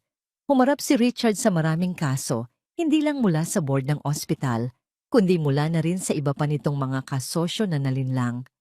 Ang kanyang imperyo na itinayo sa ambisyon at panlilinlang ay gumuho na parang isang kastilyong buhangin. Si Althea naman ay pansamantalang lumayo sa lahat. Nag-file siya ng indefinite leave of absence. Ang board, sa pangunguna ni Dr. Morales, ay buong pusong ibinigay ito sa kanya, kasama ang isang formal na paghingi ng tawad sa lahat ng nangyari. Naging bayani siya sa mata ng ospital, ang babaeng nagligtas sa institusyon mula sa isang maninila.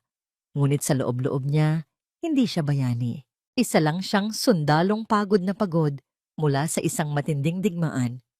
Ang unang ginawa niya ay lisanin ang penthouse sa BGC. Ang bawat sulok ng lugar na yon ay sumisigaw ng mga alaala ng kasinungalingan. Ipinagbili niya ito kasama ang lahat ng mamahaling gamit na pinili nila ni Richard.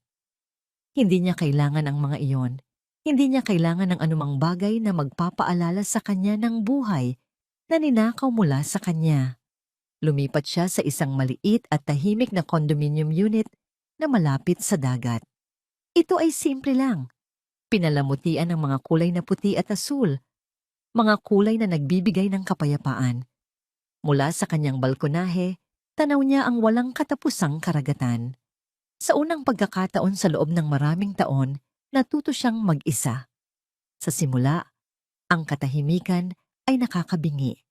Ang kalawakan ng kanyang bagong kama ay isang paalala ng kanyang pag-iisa. Ngunit dahan-dahan, ang katahimikan ay naging kanyang kaibigan. Ang pag-iisa ay naging kalayaan. Ginugol niya ang kanyang mga araw sa paglalakad sa dalampasigan. Dinadama niya ang buhangin sa kanyang mga paa at ang maalat na hangin sa kanyang mukha. Pinapanood niya ang pagsikat at paglubog ng araw. Isang paalala na ang bawat araw ay may katapusan at ang bawat gabi ay nagbibigay daan sa isang bagong umaga. Isang hapon, habang nagbabasa siya ng libro sa kanyang balkonahe, isang sulat ang dumating para sa kanya. Galing ito sa isang probinsya na hindi niya pamilyar. Nang buksan niya ito, nakilala niya ang sulat kamay. Galing ito kay Isabela. Dora de Reyes, hindi ko alam kung paano sisimulan ito. At alam kong wala akong karapatang humingi ng tawad, pero kailangan kong subukan. Umalis na ako ng Maynila. Umuwi ako sa probinsya namin para magsimulang muli. Dinala ko ang galit sa pagkamatay ni ate sa loob ng maraming taon. Naging bulag ako. At ang pagkabulag na yon, ang ginamit ni Richard para manipulahin ako. Pinaniwala niya ako sa lahat ng gusto kong paniwalaan. At sa huli, muntik na kitang madamay sa isang kasalanang hindi mo naman ginawa. Salamat sa pagligtas mo sa buhay ko. Binigyan mo ako ng pangalawang pagkakataon kahit na ang intensyon ko sa iyo ay masama. Utang ko sa iyo ang buhay na ito at ipinapangako ko, gagawin ko itong makabuluhan. Sana, balang araw, mapatawad mo ako. Nagpapasalamat, Isabella. Matagal na tinitigan ni Althea ang sulat. Wala siyang naramdamang galit. Wala na rin siyang naramdamang awa. Tanging isang tahimik na pagtanggap. Pareho lang silang biktima ng iisang tao. Itinupi niya ang sulat at itinago ito. Isang paalala, hindi ng sakit, kundi ng paglaya. Bumalik siya sa ospital pagkatapos ng 2 buwan. Sinalubong siya ng mga ngiti at pagbati mula sa kanyang mga kasamahan. Ang mga bulong-bulungan ay napalitan na ng respeto at paghanga. Muli niyang isinuot ang kanyang puting coat. Muli niyang isinukbit ang kanyang stethoscope. Ngunit sa pagkakataong ito, iba na ang pakiramdam. Ginagawa na niya ito hindi dahil ito ang inaasahan sa kanya, kundi dahil ito ang pinili niya. Ito ang kanyang bokasyon. Ang pagliligtas ng buhay ang nagbibigay sa kanya ng kahulugan, hindi ang pagiging asawa ng isang makapangyarihang tao. Natagpuan niya muli ang kagalakan sa kanyang trabaho. Ang bawat matagumpay na operasyon, ang bawat pasasalamat mula sa pamilya ng pasyente ay naghilom sa mga sugat ng kanyang puso. Isang araw, habang nasa kanyang opisina, isang imbitasyon ang dumating sa kanyang email. Isa itong imbitasyon para maging keynote speaker sa isang malaking medical conference sa Cebu, ang pinakamalaking pagtitipon ng mga surgeon sa buong Asya. Nag-atubili siya. Matagal na siyang hindi humaharap sa malaking entablado.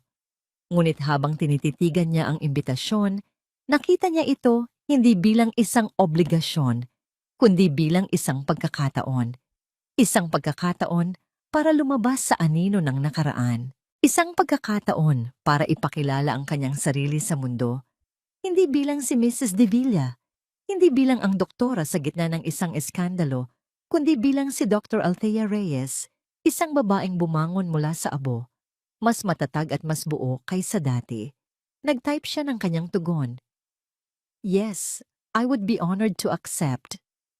Sa pagpindot niya ng send, isang ngiti ang sumilay sa kanyang mga labi. Isang tunay na ngiti. Sa unang pagkakataon sa loob ng napakatagal na panahon, ang langit sa labas ng kanyang bintana ay asul at walang ulap. Simula pa lang ito. Ang hangin sa Cebu ay may dalang ibang pakiramdam. Isang halo ng alat mula sa dagat at ng sigla ng isang abalang lungsod. Para kay Althea, ito ay hangin ng kalayaan. Paglapag pa lang ng eroplano, naramdaman na niya ang gaan. Dito, wala siyang bitbit na bagahe ng nakaraan. Dito, siya ay si Dr. Reyes, ang keynote speaker, isang respetadong professional.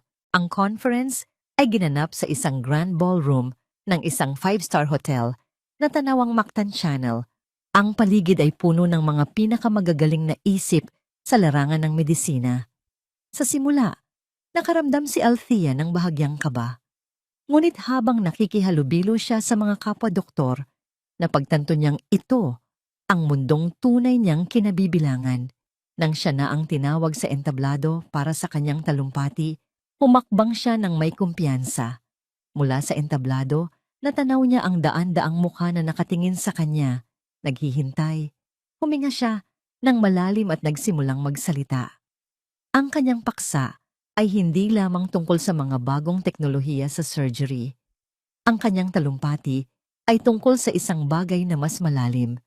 The heart of healing, compassion and ethics. In modern medicine, nagsalita siya mula sa puso. Ibinahagi ang kanyang mga karanasan, ang tagumpay, ang mga kabiguan, at ang mga aral na natutunan niya sa bingit ng buhay at kamatayan. Ang ating mga kamay ay may hawak na bisturi, sabi niya sa huling bahagi ng kanyang talumpati. Ang kanyang boses ay umalingaw-ngaw sa buong ballroom, ngunit ang tunay na kapangyarihan ng pagpapagaling ay hindi nagmumula sa talas ng bakal, kundi sa tibay ng ating puso. Ang ating kakayahang makiramay, umunawa, at manatiling tao sa kabila ng lahat.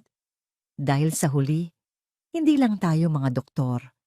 Tayo ay mga tagapag-alaga ng pinakasagradong bagay sa mundo, ang buhay. Pagkatapos ng kanyang talumpati, ang buong ballroom ay napuno ng malakas na palakpakan. Tumayo ang lahat, nagbibigay pugay sa kanya. Sa sandaling iyon, sa ilalim ng matinding liwanag ng entablado, naramdaman ni Althea ang isang napakalaking pasasalamat. Ang lahat ng sakit, lahat ng paghihirap, may dahilan pala ang mga iyon. Dinala siya ng mga iyon sa puntong ito. Habang bumababa siya ng entablado, maraming bumati sa kanya. Ngunit isang pamilyar na muka ang nakakuha ng kanyang atensyon. Althea? Althea Reyes? Lumingon siya at nakita ang isang matangkad na lalaki na may maaliwalas na ngiti. Bahagya siyang napakunot noo, pilit inaalala kung saan niya ito nakita. Miguel C. Pagpapakilala ng lalaki, inilahad ang kamay. Magka-batch tayo sa med school, pero baka hindi mo na ako naaalala. Palagi kang nasa dean's list, ako naman, palaging nasa likod lang, humahanga sa'yo mula sa malayo. At bigla, naaalala na niya. Si Dr. Miguel C., isa sa mga pinakamagaling na neurosurgeon ngayon sa bansa, nakabase sa Cebu. Miguel, oo naman, naaalala kita. Kamusta ka na?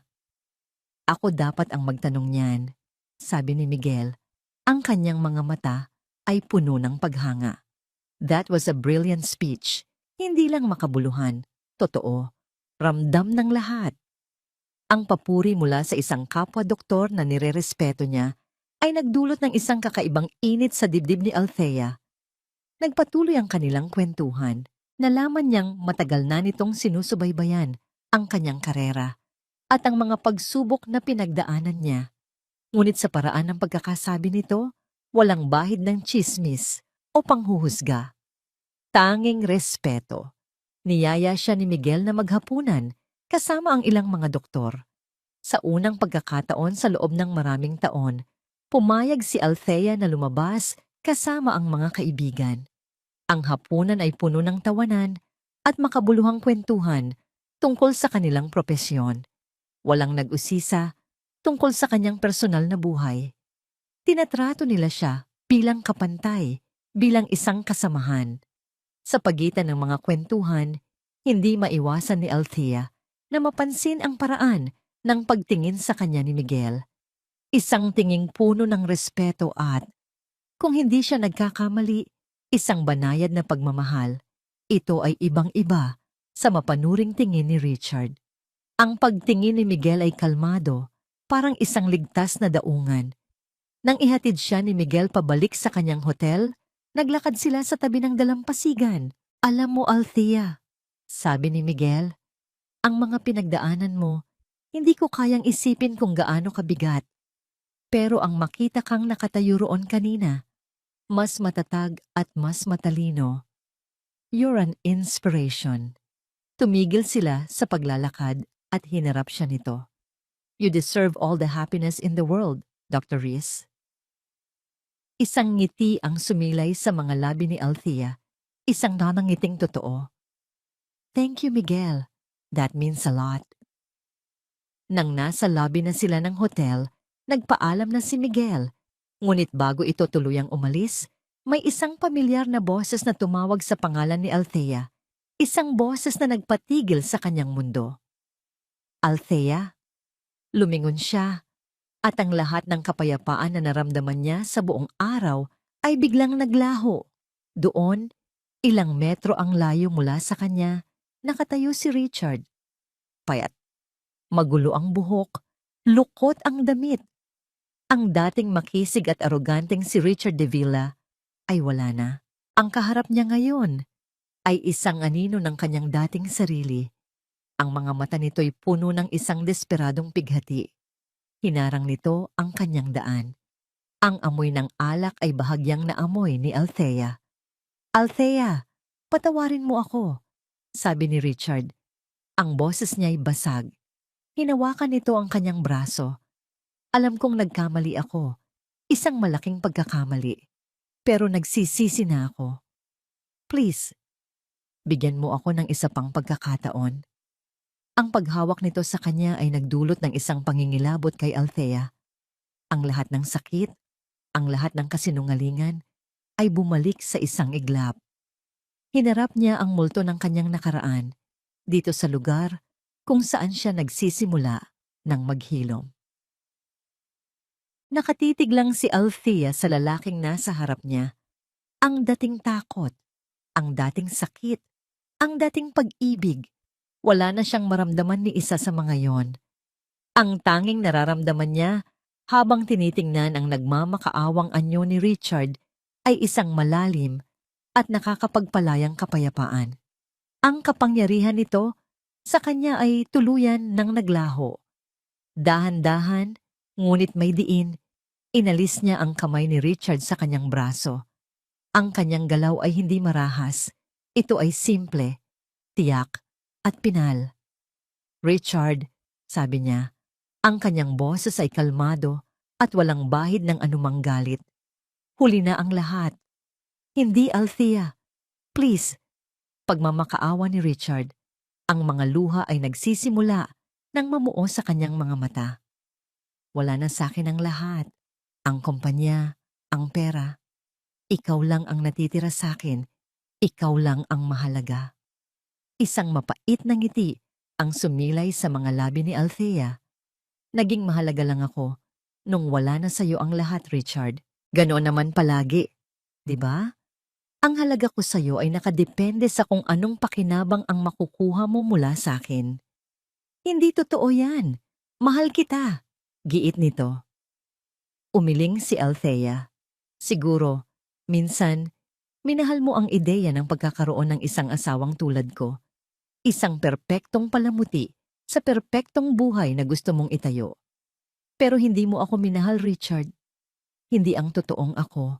Dahil kung minahal mo ako, hindi mo sana nagawang gawin ang lahat ng ginawa mo. Huminga siya ng malalim. Inipon ang lahat ng salitang matagal na niyang gustong sabihin, hindi sa galit, kundi sa katotohanan. Pinapatawad na kita, Richard. Natigilan si Richard. Isang kislap ng pag-asa ang sumilay sa kanyang mga mata. Ngunit agad din itong pinatay ng mga sumunod na salita ni Althea. Pinapatawad na kita, pag-uulit niya. Hindi para sa'yo, kundi para sa sarili ko. Pinapatawad kita para tuluyan ko ng maisara ang kabanatang ito ng buhay ko. Para makalaya na ako sa sakit at sa mga tanong na iniwan mo. Pero ang pagpapatawad ay hindi nangangahulugan ng paglimot. At lalong hindi ito nangangahulugan ng pagbabalik. Tinitigan niya ito ng diretso sa mata. At sa pagkakataong ito, nakita ni Richard hindi ang kanyang asawa, kundi si Dr. Althea Reyes, isang babaeng buo, matatag, at hindi na kayang sirain ni numan. Hindi na kita kailangan sa buhay ko, Richard, dahil natagpuan ko na ang kaligayahan, hindi sa ibang tao, kundi sa sarili ko. Pagkasabi noon, tinalikuran na niya si Richard. Bawat hakbang palayo rito ay parang pag-alis ng isang mabigat na kadena sa kanyang mga paa. Hindi siya lumingon. Hindi niya kailangang makita ang reaksyon nito. Ang mahalaga ay ang daan na nasa kanyang harapan, hindi ang daan na kanyang iniwan. Nagpatuloy siya sa paglalakad patungo sa elevator. Ang puso niya'y magaan. Kinabukasan, ang huling araw niya sa Cebu, ginugol niya ito sa pag-iisa. Naglakad siya sa dalampasigan, Hinayaan ng alon na halikan ang kanyang mga paa. Pinanood niya ang mga bangkang naglalayag sa malayo. Sa unang pagkakataon, ang pag-iisa ay hindi kalungkutan. Ito ay solitude. Ito ay kapayapaan. Habang papalubog na ang araw, pinipinta ang langit ng mga kulay kahel, rosas at lila. Umupo siya sa buhanginan. Kinuha niya ang kanyang telepono. Isang mensahe ang naghihintay sa kanya mula kay Dr. Miguel C. Good morning, Althea. Sana nakapagpahinga ka. Kung hindi ka abala, gusto mo bang maglakad-lakad bukas ng umaga bago ang flight mo? May isang magandang coffee shop dito na tanaw ang pagsikat ng araw. Napangiti si Althea, isang ngangiting totoo at walang bigat. Hindi pa siya handang pumasok sa isang bagong relasyon. Marami pa siyang kailangang ayusin sa sarili niya. Ngunit ang mensahe ni Miguel ay hindi isang pangako ng pag-ibig. Ito ay isang alok ng pagkakaibigan. Isang paalala na may mga mabubuting tao pa sa mundo. Isang paalala na ang buhay ay puno ng mga bagong simula. Nag-type siya ng kanyang sagot. I would love that. See you tomorrow. Ibinaba niya ang kanyang telepono at muling tumingin sa karagatan. Ang hangin ay sariwa. Ang tunog ng alon ay isang musika sa kanyang pandinig. Dito, sa harap ng walang hanggang abot tanaw, naramdaman niyang kompleto siya. Hindi dahil sa isang lalaki, hindi dahil sa kanyang propesyon, kundi dahil sa wakas, natagpuan na niya ang kanyang sarili. Ang kanyang langit ay hindi na nakatali sa ibang tao. Ang kanyang langit, itinayo niya sa sarili niyang mga kamay. At ito, ang kapayapaang ito, ay simula pa lamang. Siya ay malaya. Sa pagtatapos ng kwento ni Dr. Althea Reyes, malinaw na ipinapakita sa atin na ang pinakamalalim na sugat ay hindi laging nag-iiwan ng kapahamakan. Minsan, ito ang nagiging simula ng tunay na kalayaan. Ang pagtataksil na binalot ng karangyaan at kasinungalingan ay hindi nagtagumpay laban sa katotohanang pinanghawakan ng isang babaeng may prinsipyo. Ang mga gumawa ng masama upang magnakaw ng dangal at pangalan ay naharap sa hustisya, habang ang isang pusong tapat at matuwid ay muling tumayo, mas matatag at mas malinaw ang direksyon sa buhay. Higit pa sa paghihiganti, ang kwentong ito ay patungkol sa pagpapagaling, sa pagtanggap na may mga sugat na hindi na kailangang balikan at may mga ugnayang kailangang bitawan upang muling makita ang sariling halaga. Pinatunayan ni Althea na ang tunay na tagumpay ay ang kakayahang piliin ang sarili, dignidad at kapayapaan. Ngayon, mga minamahal naming tagapakinig, nais naming itanong, kung kayo ang nasa lugar ni Althea, pipiliin ba ninyo ang patawarin o ang tuluyang magpalaya sa sarili? Naniniwala ba kayo na ang muling pagsilang ay nagsisimula sa isang matapang na desisyon? Kumusta po kayo ngayon? Naway maayos ang inyong kalagayan. Maraming salamat sa patuloy ninyong pakikinig at pagtitiwala. Ibahagi ninyo ang inyong saloobin sa comments. Narito kami. Tunay na nagmamalasakit at laging handang makinig sa inyong kwento. Nig sa inyong kwento. Nig sa inyong kwento. Nig sa inyong kwento. Nig sa inyong kwento. Nig sa inyong kwento. Nig sa inyong kwento.